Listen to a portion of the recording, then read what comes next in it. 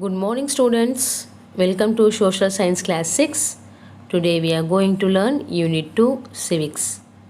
Part 2 Achieving Equality. In this lesson, we are going to learn about remedial measures for abolishing inequality and discrimination.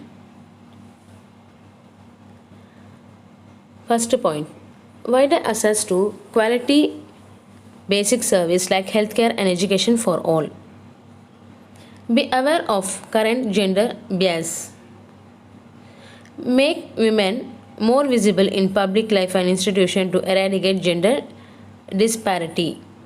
Be open to learning about other religions. Promoting community dining in the classroom may help the students to sit together without any bias of caste, religion, or gender. Socialize with people of all types outside home. Effective implementation of laws.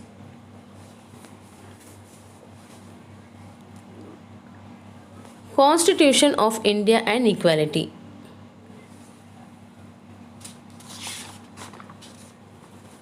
A constitution is a set of rules and regulations guiding the administration of a country. Article 14 of the Constitution of India provides equality before the law or equal protection within the territory of India. Isn't it, children? Are you clear? Article 17 of the Indian Constitution, untouchability is totally abolished and its any form is forbidden.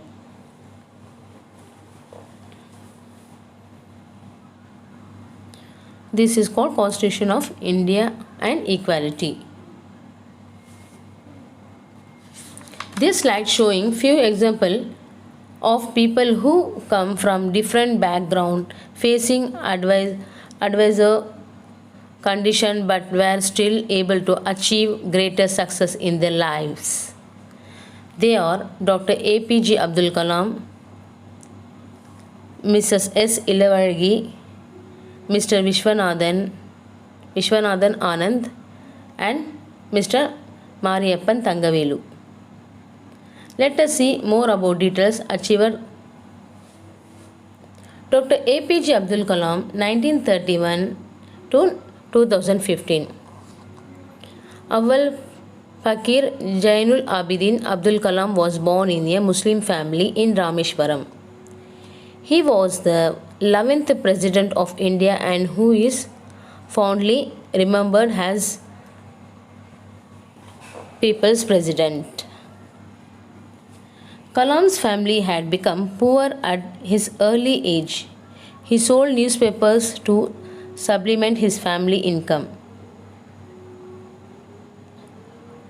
Kalam has written many books, among them very famous books are India 2020, Wings of Fire, Illuminated Minds, The Luminous Sparks or Missions India. His outstanding work earned him the title of Muslim Man of India. Next one is Miss S. Ilavargi. S. Ilavargi came from a poor family at Vesarpadi, Chennai.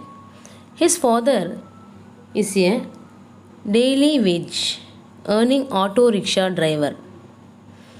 She participated in 2008 World Carom Championship at Palais des Festivals, Cannes, France, and begged her maintain women's title. She participated and won the Indian National Carom Championship in the same year after beating the former world champion Reshmi Kumari. Next one. Mr. Vishwanathan Anand was born in Chennai in a middle class family. His mother was a big fan of chess and taught him to play the game when he was just 5 years old. She encouraged and motivated him a lot and has laid the foundation for his future career as a chess player. Anand has won the World Chess Championships 5 times during the year 2000, 2007, 2008, 2010 and 2012. He won the World Junior Chess Championship at the age of 14. He became India's first Grandmaster in 1988. He was the first recipient of the Rajiv Gandhi Khel Ratna Award in 1991 to 92, India's highest sporting honor.